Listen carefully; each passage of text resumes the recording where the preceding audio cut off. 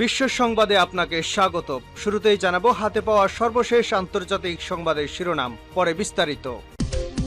প্রথমে Israel Iran যুদ্ধ চলছে, জানিয়ে দেব আমাদের হাতে থাকা সর্বশেষ গুরুত্বপূর্ণ আপডেট আন্তর্জাতিক সংবাদ। ইরান ইসরায়েলের উত্তেজনা ক্ষিপ্ত হয়ে যার পক্ষ নিলেন এরদোয়ান। জানিয়ে দেব শাহেদের পর নতুন শক্তিশালী ড্রোন উন্মোচন করল ইরান। আরো জানিয়ে দেব ইসরায়েলে হামলার প্রতিশোধ ইরানের বিরুদ্ধে যা করবে যুক্তরাষ্ট্র। এবং আরো জানিয়ে দেব ফিলিস্তিন রাষ্ট্রের বৈশ্বিক স্বীকৃতি আদায়ে ফের বাধা। এবং আরো জানিয়ে দিব শীঘ্রই আল আকসা যাবে মুসলিমদের হাতে, বলছে ইরানের সর্বোচ্চ নেতা। এবং সর্বশেষ জানিয়ে দিব ইসরায়েলে হামলার পর ইরানের উপর যুক্তরাষ্ট্র ও ইউরোপীয় ইউনিয়নের নতুন নিষেধাজ্ঞা কি বলছে রাশিয়া।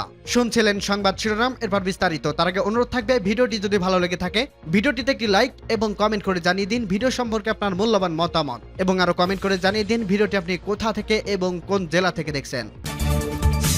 ইরান ইসরায়েল উত্তেজনা ক্ষিপ্ত হয়ে যার পক্ষ নিলেন এরদোয়ান। ইরানের হামলার জবাবে পাল্টা আক্রমণের প্রস্তুতি নিয়েছে ইসরায়েল।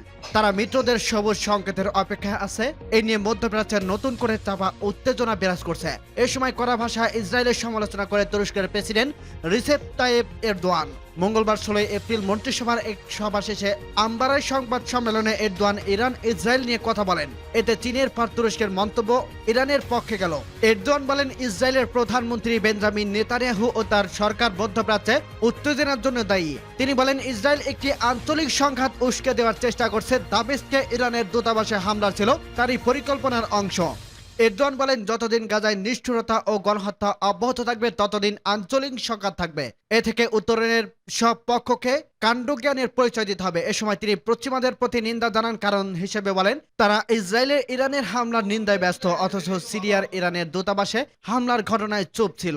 সিরিয়ার রাজধানী দামেস্কে নিজেদের কনসুলেটে হামলার জবাবে ইসরায়েলে হামলা চালিয়েছে ইরান।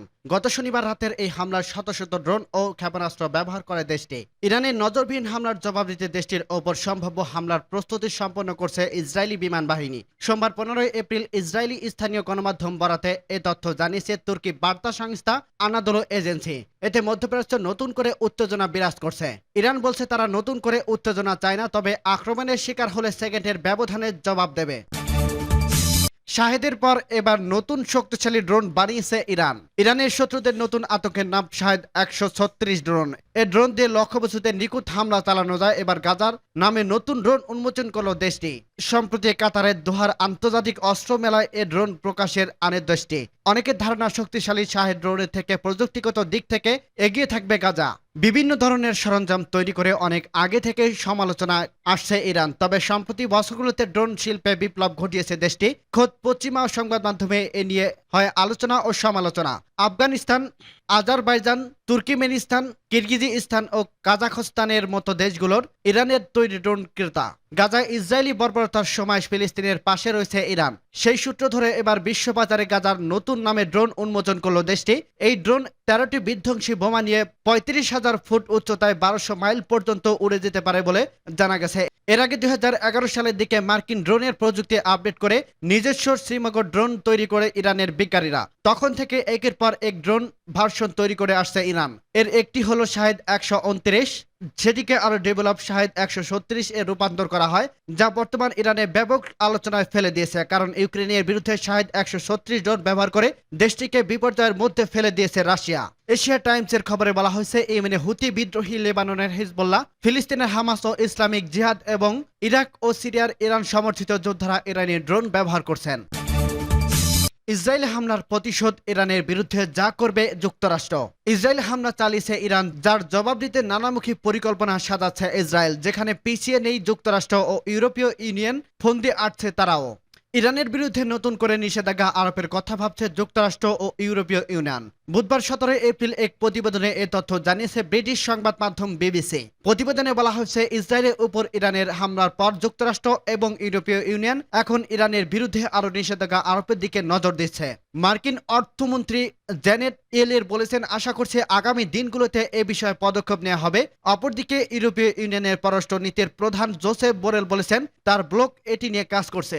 ইসরায়েলে অবশ্যই ইতিমধ্যে তার মিত্রদের প্রতি তেহরানের ক্ষেপণাস্ত্র কর্মসূচির বিরুদ্ধে নিষেধাজ্ঞা আরোপের আহ্বান জানিয়েছে। মূলত ইরানের এই ক্ষেপণাস্ত্র কর্মসূচির উপর জাতিসংঘের নিষেধাজ্ঞার মেয়াদ গত বছরের অক্টোবরে শেষ হয়েছে। এই নিষেধাজ্ঞাগুলো ইরানের পারমাণবিক কর্মসূচি সীমিত করার জন্য একটি বিস্তৃত চুক্তির সঙ্গে যুক্ত ছিল। তবে যুক্তরাষ্ট্র, ইউরোপীয় ইউনিয়ন এবং যুক্তরাজ্য সহ বেশ কয়েকটি দেশে তাদের নিষেধাজ্ঞা বজায় রেখেছে এবং বিভিন্ন সময় নতুন নিষেধাজ্ঞা যুক্ত করছে। এদিকে সোমবার ইসরায়েলি সামরিক বাহিনীর প্রধান লেফটেন্যান্ট জেনারেল হাজরি হাবিলি বলেছেন, ইরানের হামলার জবাব দেওয়া হবে। সম্প্রতি সিরিয়ার রাজধানীর হামলার জবাবে শনিবার গভীর রাতে 3 শতাধিক ক্ষেপণাস্ত্র ও ড্রোন দিয়ে হামলা চালায় ইরান। যদিও বেশিরভাগ ড্রোন এবং ক্ষেপণাস্ত্র ইসরায়েলি ভূখণ্ডে পৌঁছানোর আগেই ধ্বংস করা হয়েছে বলে ইসরায়েল দাবি করছে। মূলত গত 1 এপ্রিল সিরিয়ার ইরানের কনসুলেটে হামলার প্রতিক্রিয়া হিসেবে ইসরায়েলের রাতারাতি 300টির বেশি ড্রোন এবং ক্ষেপণাস্ত্র নিক্ষেপ করার কথা জানিয়েছে তেহরান। এর বেশিরভাগই ইরানের অভ্যন্তরে থেকে নিক্ষেপ করা হয়। তবে লক্ষ্যে পৌঁছানোর আগে অধিকাংশ ক্ষেপণাস্ত্রে ভূপাতিতা করে ইসরায়েল। যুক্তরাষ্ট্র এবং তাদের মিত্র বাহিনী এসব হামলার পর উত্তেজনা ছড়িয়ে পড়ছে মধ্যপ্রাচ্যে। ফিলিস্তিন রাষ্ট্রের বৈশ্বিক স্বীকৃতি আদায়ের ফের বাধা। ফিলিস্তিনের পূর্ণ সদস্য পদ পাওয়ার আবেদনে জাতিসংঘের নিরাপত্তা পরিষদের সদস্যরা ঐক্যমতে পৌঁছতে ব্যর্থ হয়েছে। এতে রাষ্ট্রটির বৈশ্বিক স্বীকৃতির প্রক্রিয়া ফের থমকে গেল। রয়টার্সের প্রতিবেদনে বলা হয়েছে, ঐক্যমত ছাড়াই বৃহস্পতিবারে এই সভা শেষ হয়। তবু ভোটাভুটির আশা করছে ফিলিস্তিন।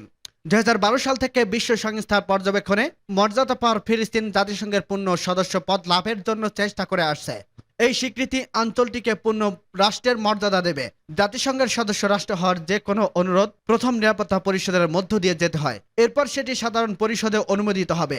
নিরাপত্তা পরিষদে ইসরায়েলের মিত্রদের সংখ্যা বেশি। এর মধ্যে যুক্তরাষ্ট্রের ফিলিস্তিনিকে পূর্ণ সদস্যের মর্যাদা দিতে ঘোর বিরোধী। মার্কিন যুক্তরাষ্ট্র এই মাসের শুরুতে বলেছিল, একটি স্বাধীন ফিলিস্তিন রাষ্ট্র প্রতিষ্ঠার জাতিসংঘের নয় বরং বিরোধমান পক্ষগুলোর মধ্যে সরাসরি আলোচনার মাধ্যমেই হওয়া উচিত। গত বছরে হামাসের হামলার জোরে ফিলিস্তিনের গাজা ইসরায়েলে ভয়াবহ আগ্রাসনের পর স্বাধীন ফিলিস্তিনের রাষ্ট্রের দাবি জোরালো হয়। মুসলিম বিশ্ব ছাড়াও ইউরোপীয় বিভিন্ন দেশের নাগরিকরা গাজায় গণহত্যার প্রতিবাদে বিক্ষোভ করছে। বিভিন্ন আন্তর্জাতিক সভায় বিষয়টি উত্থাপন করা হচ্ছে। সেই সঙ্গে জাতিসংঘের পূর্ণ সদস্য পদ প্রাপ্তির বিষয়ে নতুন করে লবিং শুরু হয়েছে। জানা গেছে, এই ইস্যুতে নিরাপত্তা পরিষদের দায়িত্বে থাকা অ্যাডহক কমিটির সর্বশেষ বৃহস্পতিবার সভা হয়। কাউন্সিলের সদস্য রাষ্ট্রগুলোর সমন্বয়ে এই কমিটি গঠন করা হয়েছিল। একটি সূত্রে বলছে, পরিষদের সদস্যরা রুদ্ধতার বৈঠক করে ঐক্যমতে পৌঁছতে পারেনি, কারণ বিপক্ষে অবস্থান নিয়েছে। এ ব্যাপারে বিস্তারিত তথ্য জানা যায়নি। এদিকে ভোটের জন্য একটি খসড়া প্রস্তাব দিয়েছে আলজেরিয়া। এতে নিরাপত্তা পরিষদের 15টি স্থায়ী সদস্য রাষ্ট্র ভোটে দিতে পারবে। এ ভোটে জিতলেও আশঙ্কা থেকে যাচ্ছে, কারণ ইসরায়েলের পরম বন্ধু যুক্তরাষ্ট্র তাদের ভোটের ক্ষমতা প্রয়োগ করতে পারবে না। শীঘ্রই আল আকসা যাবে মুসলিমদের হাতে। সিরিয়ার ইরানি কনসুলেটে ইসরায়েলে হামলা এবং তারপর ইসরায়েলের অভ্যন্তরে ইরানের পাল্টা আক্রমণ, সর্বশেষ ইসরায়েলের বদলা নেওয়ার হুমকি, এই ঘটনা প্রবাহে উত্তপ্ত হয়ে উঠেছে মধ্যপ্রাচ্য।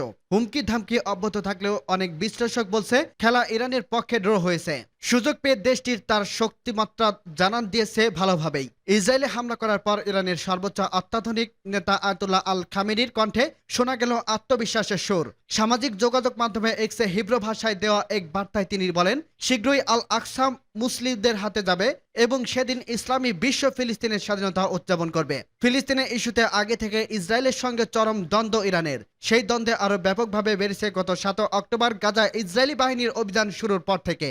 এই বৈরিতার মাধ্যমে গত 1 এপ্রিল সিরিয়ার রাজধানী দামেস্কে ইরানি দূতাবাসে বোমা হামলা চালিয়েছে ইসরায়েলের প্রতিরক্ষা বাহিনী। এতে 13 জন নিহত হন। হামলার পরপরই এই বার্তা খামেনি বলেছিলেন, এই হামলার জন্য ইসরায়েলকে অবশ্যই মূল্য দিতে হবে। এরপর গত শনিবার রাত ও রোববার সকালে ইসরায়েলকে লক্ষ্য করে 3 শতাধিক ড্রোন ও ক্ষেপণাস্ত্র নিক্ষেপ করে ইরানের সামরিক বাহিনী।